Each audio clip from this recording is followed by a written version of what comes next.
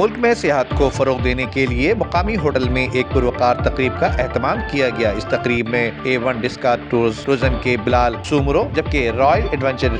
tourism کے زاہد خان نے مہمان خصوصی کی حیثیت سے شرکت کی، جبکہ سیاحت سے دلچسپی رکھنے والے افراد نے ناران کے مقام پر بارسلو کی افتتاحی تقریب میں ان کی کاوشوں کو سراہا، جبکہ ترجمان نے بتایا کہ ناران میں بارسلو ہوٹل ایگزیکٹو کلاس کے سیاح کے لیے تمام تر سہولیات مزین ہے، جبکہ بالا کوٹ کے مقام پر النور ریسٹورنٹ نے سیاح کے لیے چٹخارے لذیذ کھانوں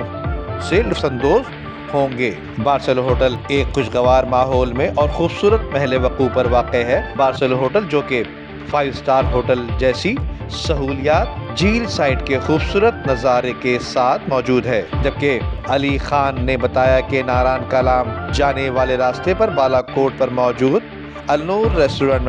مسافروں کو ذائقہ دار کھانوں اور